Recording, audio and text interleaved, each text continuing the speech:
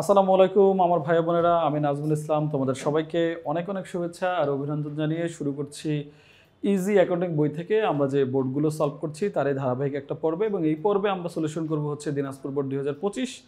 এবং আমি বিশ্বাস করি আমার ভাই বোনেরা যথেষ্ট পরিমাণে পড়াশোনা করছে এবং তারা তাদের ফিউচারকে শার্প করার জন্য যতটুকু স্যাক্রিফাইস করা দরকার সেটার সাথে লেগে আছে। সো চলো আমিও তোমাদের সাথে জয়েন করি। এখন আমি তোমাদেরকে সলভ করাবো হচ্ছে দিনাজপুর বোর্ড 2025। এটা খুবই চমৎকার একটা অঙ্ক, আমি বিশ্বাস করি তোমরা সবাই মনোযোগ সহকারে এই অঙ্কটা দেখবা। ওকে, সো আমার অঙ্ক হচ্ছে দিনাজপুর বোর্ড 2025। তো সর্বপ্রথম আমরা কি করি, চলো আমরা এটা ভালো করে জানি যে কোশ্চেন সলিউশনের আগে নাজমুল ভাই কি করায়, সবার আগে কোশ্চেনগুলো ভালো করে পড়ে। প্রথমে হচ্ছে মাসাবি ট্রেডার্সের মোট বিক্রয়ের পরিমাণ, মানে কতটুকু মোট বিক্রয় করছে সেটা বের করতে বলছে। চলমান জের ছক বা আধুনিক ছকে নগদান হিসাব এবং বেতন হিসাবের খতিয়ান তৈরি করতে বলছে।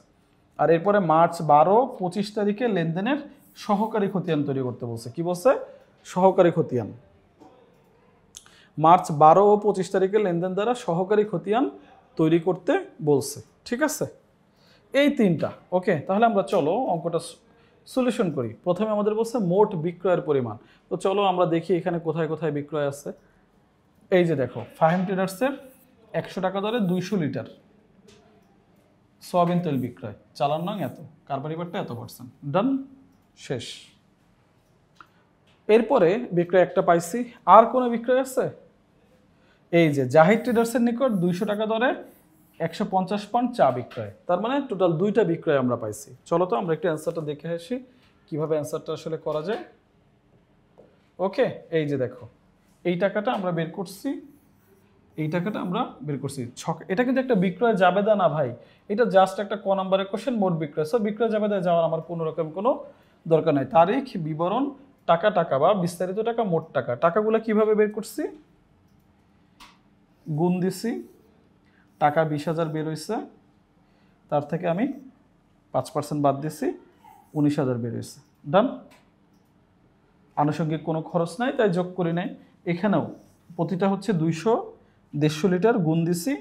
দেন হচ্ছে আমরা কি করছি, এখান থেকে 7% যে কারবারি বারটা আছে 30,000 উপরে বাদ দিছি, 2100 হয়েছে। এটা হচ্ছে 27,900, এখানে বসাই দিলাম, যোগ করে 46,900।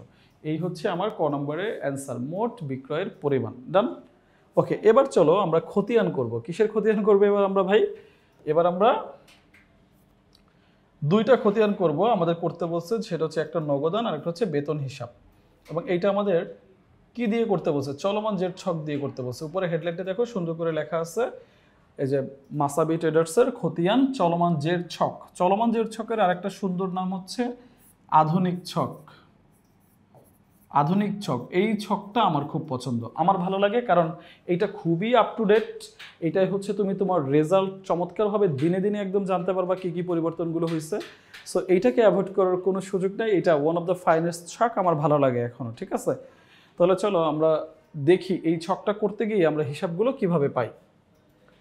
তার আগে খতিয়ান সম্পর্কে তোমাদের যদি আমি একটু ডিটেলস বলি 1 মিনিটে। খতিয়ান হচ্ছে হিসাবের পাকা বই, যেটা খুবই গুরুত্বপূর্ণ বই, এটার বিকল্প আসলে নাই। কারণ এই খতিয়ানের ব্যালেন্স দিলেই রেয়ামিল হয়, আর এই রেয়ামিলের ব্যালেন্সগুলো দিয়েই হয় আর্থিক অবস্থার বিবরণী। সো এটা খুবই গুরুত্বপূর্ণ। খতিয়ান আসলে কি? খতিয়ান হচ্ছে হিসাবের একটা পাকা বই, একটা পাকা বই, যে বইয়ের প্রত্যেকটার আলাদা আলাদা হেডলাইন থাকে, যে বইয়ের প্রত্যেকটার আলাদা আলাদা নাম থাকে। এই পাকা বই মানে কি? এই নগদান বই এটার নাম।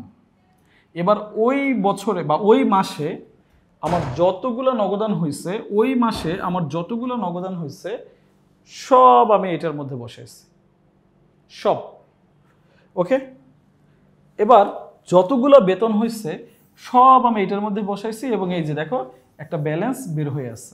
এই ব্যালেন্সটা বের হওয়া মানে আমি একদম যখনই বলবো যে আমার বেতন কত টাকা খরচ হয়েছে, ওটা দেখলেই আমরা করতে পারবো। আমরা যখনই বলবো যে আমাদের নগদ কত টাকা ব্যালেন্স আছে, আমরা এটা করলেই বুঝতে পারবো। সো এই হচ্ছে খতিয়ান। খতিয়ান হচ্ছে আলাদা আলাদা নাম করে ওই নামের ভিতরে আমার যতগুলো ওই ধরনের খরচ আছে সব বসাবো। যেমন ধরো নগদ, যেমন ধরো বাট্রা, যেমন ধরো বেতন, যেমন ধরো ভাড়া, যেমন ধরো ক্রয় বিক্রয়। তার মানে ওই বইয়ের মধ্যে সবগুলো ক্রয় যাবে, এবং আমি সাথে সাথে প্রত্যেক দিন ব্যালেন্স জানতে পারবো বা প্রত্যেক মাসে ব্যালেন্স জানতে পারবো। ঠিক আছে, এটা হচ্ছে আমার খতিয়ান। তাহলে আমাদের এখানে নগদান হিসাবটা আমাদের করতে বলছে। চলো আমরা দেখি এখানে নগদান কোথায় কোথায় আছে, কয়টা হিসাব নগদানে আছে। অতিরিক্ত বিনিয়োগ, এখানে নগদ বিনিয়োগ হবে অবশ্যই, তার মানে নগদ একটা আছে। এটা তো আমার ধারে, দেনাদার থেকে প্রাপ্তি, এখানে একটা নগদ আছে,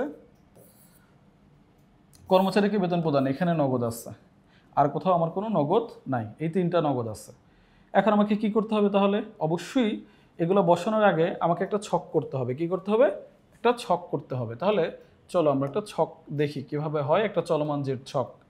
উপরে হেডলাইন দিলাম খতিয়ান মাইশা ট্রেডার্স চলমান জের ছক, দেন নগদান হিসাব আমরা লিখে ফেললাম, দেন তারিখ, বিবরণ, জাবেদা পৃষ্ঠা। এটা হচ্ছে আমার খতিয়ান বলে জাবেদা পৃষ্ঠা হয়, আর জাবেদা হলে খতিয়ান পৃষ্ঠা হতো। দেন ডেবিট যদি হয় এই হিসাবটা, তার জন্য ডেবিট টাকা, যদি হিসাবটা ক্রেডিট হয় তার জন্য ক্রেডিট টাকা। আর এটা হচ্ছে আমার জের বা ব্যালেন্স, জের বা ব্যালেন্স, ডেবিট হলে ডেবিট, ক্রেডিট হলে ক্রেডিট। এটা হচ্ছে হিসাবের কোড নং, এটা তুমি জাস্ট লিখে রাখবা। তার মানে একটা ছকে কি কি থাকে দেখো, তারিখ, বিবরণ, জাবেদা পৃষ্ঠা, ডেবিট টাকা, ক্রেডিট টাকা, আর লাস্টে এসে ব্যালেন্স, সে হচ্ছে ডেবিট ব্যালেন্স। তার মানে কয়টা ছক আছে এখানে? এখানে টোটাল 7টা ছক আছে কাইন্ড অফ, ঠিক আছে? ওকে, বা 6টা আসলে বলা যায়, ওটাকে আবার 2টা ভাগ করছে, তুমি 6টাই বলতে পারো। সো আমরা এবার শুরু করব। কি শুরু করব? খতিয়ান করা শুরু করব। প্রথম যে লেনদেনটা ছিল সেটা কি ছিল? বিনিয়োগ, অতিরিক্ত বিনিয়োগ মানে মূলধন বিনিয়োগ, সহজ কথা। তার মানে নগদ টাকা বাড়ছে, নগদান হিসাব ডেবিট, আর মূলধন হিসাব ক্রেডিট। তাহলে আমরা করতেছি কি? নগদান। তাহলে নাম কি হবে? উল্টাটা, ক্রেডিট যে নামটা আছে সেটা হবে, তাই তো? তাহলে এখানে উল্টা নাম কি? মূলধন হিসাব। উল্টা নাম কি? মূলধন হিসাব। উল্টা নাম কি? মূলধন হিসাব। উল্টা নাম মূলধন হিসাব। আচ্ছা, এবার নাম লিখে ফেলছি, তাহলে নগদান করতেছি। ফোকাস কি হবে এই নগদানে? এটা কি ডেবিট নাকি এটা ক্রেডিট? তাহলে নগদান ডেবিট, তাই টাকাটা ডেবিট পাশে বসেছি, ব্যালেন্সও গিয়ে ডেবিট পাশে বসছে। টাকা যদি এখানে বসে, ব্যালেন্স এখানে, টাকা যদি এখানে বসে, ব্যালেন্স যদি এটা বড় হয় তাহলে এই পাশে, অথবা এটার সাথে মাইনাস হয়ে যাবে। এই হচ্ছে রুলস। ওকে, করেই দেখো, তোমরা পারবা ইনশাল্লাহ। তারপরে কি বলছে? দেনাদারের কাছ থেকে প্রাপ্তি ছিল, দেনাদারের কাছ থেকে প্রাপ্ত ছিল। দেনাদারের কাছ থেকে যদি আমি পাই নগদ টাকা বাড়ে, তাহলে নগদান হিসাব ডেবিট, নগদান হিসাব ডেবিট, আর তোমার প্রাপ্য হিসাব বা দেনাদার হিসাব ক্রেডিট, প্রাপ্য হিসাব বা দেনাদার হিসাব ক্রেডিট। ঠিক আছে না? ঠিক নেই? নগদান হিসাব ডেবিট, প্রাপ্য হিসাব বা দেনাদার হিসাব ক্রেডিট। ডান? ওকে, তাহলে দেখো অপোজিট নাম কি করতেছি? নগদান, প্রাপ্য বা দেনাদার, দেনাদার লিখছি। এবার নগদান কি ডেবিট না ক্রেডিট? ফোকাস কি হবে? নগদানে, নগদান ডেবিট, টাকা ডেবিটে বসাইছি। এইটা ডেবিট হলে ডেবিটে, এটা ক্রেডিট হলে ক্রেডিটে। এই হচ্ছে রুলস। তাহলে বসাই ফেলছি। এখন আগে ছিল 27,000, পরে আসছে আবার 6,000, তাহলে কত হলো? 33,000। 27,000 আর 6,000 কত হবে? 33,000। ডান? ওকে, এবার যদি এমন হইতো, ধরো এইটা যদি এমন হইতো যে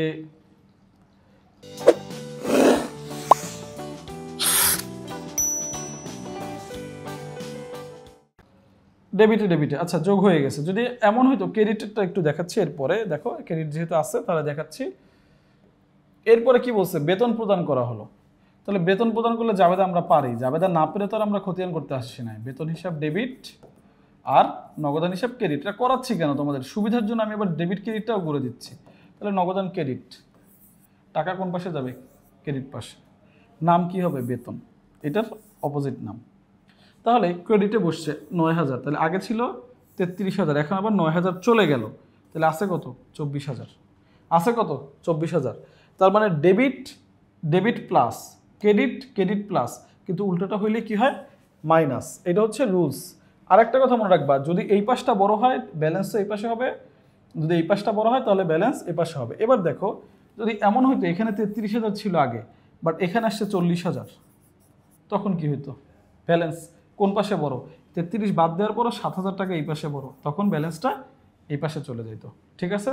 সহজ কথা, ব্যালেন্স এই পাশে যদি বড় হয় তাহলে ব্যালেন্স এখানে হবে, এই পাশে বড় হলে ব্যালেন্স এখানে হবে। সিম্পল, এর বাইরের কোনো আর শর্ত নাই। তার মানে আমরা নগদান হিসাব করে ফেললাম। এবার আমরা করব কি?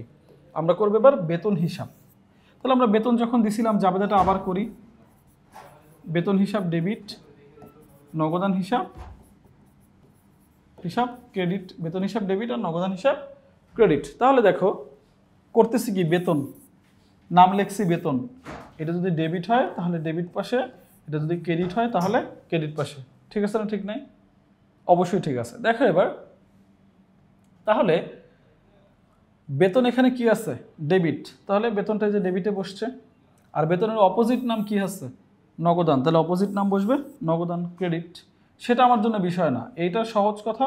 যে হিসাবটা আমরা করতেছি এখানে তার অপোজিট নাম মানে ক্রেডিট নামটা বসবে, আমরা বসাই দিচ্ছি। দেন যেহেতু এটা ডেবিট ছিল, ব্যালেন্সও ডেবিটে, আর কোনো কিছু নাই, আর কোনো কিছু করা লাগে নাই। এখন তোমাদের কাছে আমার একটা কোশ্চেন, যে ভাই এইখানে এটা এইভাবে লেখা হয় কেন? এটা দ্বারা আমরা কি বুঝি? এটা দ্বারা আসলে আমরা বুঝি কি ভাই, দেখো এই যে বেতনটা আমরা ডেবিট করছি না, কেন, কি হিসাবে? এই যে দেখো নগদ টাকা আমরা বেতন দিছি, এর জন্য আমাদের এই বেতনটা ডেবিট হয়েছে। কত টাকা বেতন দিছি? 9,000। আবার এখানে এই যে নগদানটা ক্রেডিট হয়েছে না, কেন হয়েছে ক্রেডিট? এটা তুমি বলতে পারো যে বেতন দিছি বলে আমার নগদ টাকা 9,000 কমে গেছে। প্রত্যেকটা রেফারেন্সের জন্য অপোজিট নামটা লেখা হয়, কারণ অপোজিট না লিখলে তো তুমি বুঝতে পারবে না, অপোজিট না লিখলে তো তুমি বুঝতে পারবে না যে কেন কারণটা ঘটছিল। ডান? ওকে, আমরা চলমান জের ছক খ নাম্বারটা শেষ করে ফেললাম। এখন আমি ইনশাল্লাহ আমরা শুরু করব হচ্ছে কি শুরু করব? আমরা শুরু করব হচ্ছে গ নাম্বার। গ নম্বরে বলছে সহকারী খতিয়ান তৈরি করতে, সহকারী খতিয়ান তৈরি করতে। ঠিক আছে, তাহলে আমরা দেখো একটা সহকারী খতিয়ান কি হয় আমরা দেখি। সহকারী খতিয়ান তৈরি করা হয় হচ্ছে আসলে ক্রয় জাবেদা, বিক্রয় জাবেদা, ক্রয় ফেরত জাবেদা, বিক্রয় ফেরত জাবেদা, ক্রয় জাবেদা, বিক্রয় জাবেদা, ক্রয় ফেরত জাবেদা, বিক্রয় ফেরত জাবেদা, এবং তোমার এই যে ক্রয় জাবেদা এবং ক্রয় ফেরত জাবেদা, বিক্রয় এবং বিক্রয় ফেরত জাবেদা, এটা যে আছে এইটার মধ্যে যে দেনাদারের নামগুলো থাকে, এইটার মধ্যে যে দেনাদারের নামগুলো থাকে, এইটা থেকেই আসলে আমরা কি করি? এইটা থেকেই আমরা সহকারী খতিয়ান করি।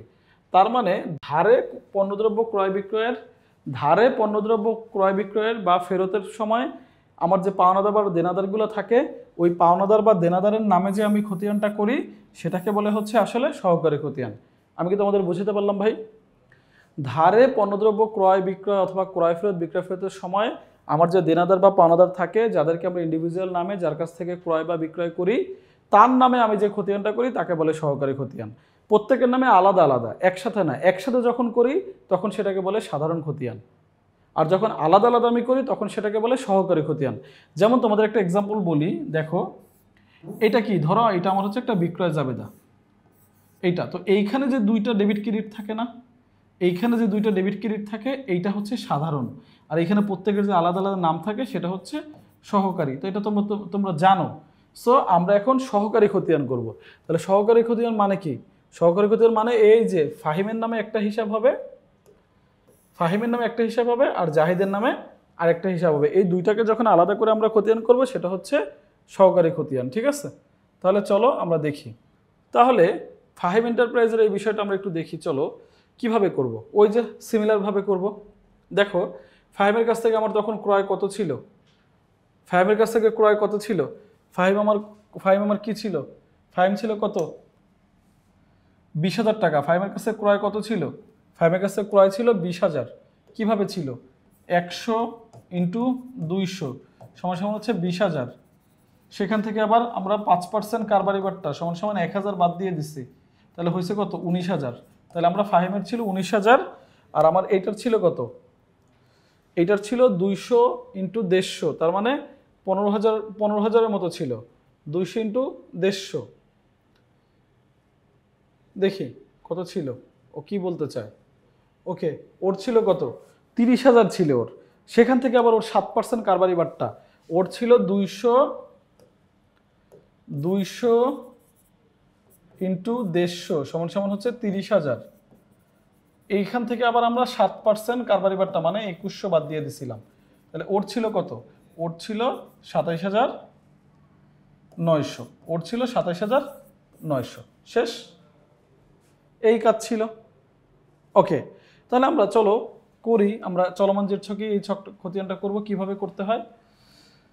যখন আমরা ফাহিমের কাছ থেকে বিক্রয় করছি বা ক্রয় করছি, আমরা হচ্ছে ফাহিমের কাছ থেকে কি করছি? বিক্রয় করছি। তাহলে যখন আমরা বিক্রয় করছি তখন আমরা লিখছিলাম প্রাপ্য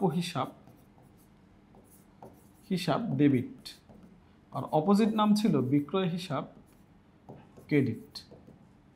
অপোজিট নাম ছিল বিক্রয় হিসাব ক্রেডিট, প্রাপ্য হিসাব ডেবিট আর বিক্রয় হিসাব ক্রেডিট। তাহলে আমরা লিখি মাসাবি সহকারী খতিয়ান চলমান জের ছকে করতেছি। এই যে ফাহিমের নাম লিখলাম, এই প্রাপ্য মানেই তো এখানে ফাহিম, ফাহিম তো এই প্রাপ্যই ছিল আমার, ফাহিমের নাম লিখলাম। এবার সহজ কথা, ফাহিম আমার প্রাপ্য, তাহলে ওর অপোজিট নাম কি? বিক্রয়, তাহলে অপোজিট নাম আমরা বসাই দিলাম বিক্রয়। এটা হচ্ছে রুলস। আচ্ছা, ফাহিম কি ডেবিট ছিল না ক্রেডিট? ফাহিম ছিল ডেবিট, তাহলে টাকাটাও ফাহিমের ডেবিটে বসাই দিলাম। এখানেও আমরা ব্যালেন্স ডেবিটে বসাই দিলাম, শেষ। এরপর আসে জাহিদ। জাহিদেরটা কি ছিল? সেম ছিল না? এখানে শুধু ফাহিম ছিল না, এখানে ছিল কি? এখানে ছিল তখন জাহিদ, এখানে তখন কি ছিল? জাহিদ। আর কি ছিল? বিক্রয়। ঠিক আছে, বিক্রয় হিসাব। তাহলে সেম নাম লিখলাম জাহিদ। জাহিদ কি এবার ডেবিট না ক্রেডিট? জাহিদ হচ্ছে ডেবিট আর বিক্রয় কি? ক্রেডিট। তাহলে আমরা যে হিসাব করতেছি তার অপোজিট নাম লিখতে হয়, তাহলে এখানে ওই তারিখ দিয়ে বিক্রয় হিসাব লিখলাম। এখন দেখব জাহিদ কি ডেবিট না ক্রেডিট? জাহিদ ডেবিট, তাহলে জাহিদের টাকাটা ডেবিটে, আর এখানে ব্যালেন্সও ডেবিটে। এই হচ্ছে আমার সহকারী খতিয়ান। খতিয়ান করার সিস্টেম কি? প্রথম হচ্ছে আমরা যে হিসাব করবো সেই হিসাব লিখলাম। এবার ফোকাস করবো এটা কি ডেবিট আছে না ক্রেডিট আছে। যদি এটা ডেবিট থাকে তাহলে এখানে ক্রেডিট নাম, যদি এটা ক্রেডিট হইতো তাহলে এখানে ডেবিট নাম, নামটা উল্টা বসে। আর টাকা এইটা যা তাই, এটা যদি ডেবিট হয় ডেবিট পাশে, এটা ক্রেডিট হলে ক্রেডিট পাশে। তো এই দুটো ডেবিট ছিল, যেটা আমার দেনাদার, ডেবিট পাশে বসাইছি, ব্যালেন্স বের হয়ে গেছে। সো এই হচ্ছে আমার একটা বোর্ড, যেটা আমরা খুব দ্রুত খুব চমৎকারভাবে সলিউশন করলাম। ঠিক আছে, তাহলে লক্ষ্মী ভাই, তাহলে আমরা এখন যেটা বোর্ড করলাম এটা হচ্ছে দিনাজপুর বোর্ড 2025, এবং এখান থেকে আমরা প্রথমে শিখলাম হচ্ছে মোট বিক্রয় বের করা, তারপর হচ্ছে আমরা নগদান হিসাব এবং বেতন হিসাব খতিয়ান যেটা চলমান জের ছকে করা, দেন হচ্ছে আমরা সহকারী খতিয়ান শিখলাম যে কিভাবে প্রত্যেকটা দেনাদারকে ইন্ডিভিজুয়ালি আমরা করলে সহকারী খতিয়ান বের হয়ে যায়। সো আমি বিশ্বাস করি তোমরা হচ্ছে এই বোর্ডটা খুব চমৎকারভাবে বুঝতে পারছো। তোমাদের সবার প্রতি সবসময় অনেক শুভকামনা থাকে, এবং সেই শুভকামনা জানিয়ে আমি নাজমুল ইসলাম তোমাদের কাছ থেকে বিদায় নিচ্ছি। ইনশাল্লাহ আবার নতুন কোনো বোর্ড নিয়ে তোমাদের সাথে দেখা হবে। সে পর্যন্ত সবাই ভালো থাকো। আল্লাহ হাফেজ, আসসালামু আলাইকুম।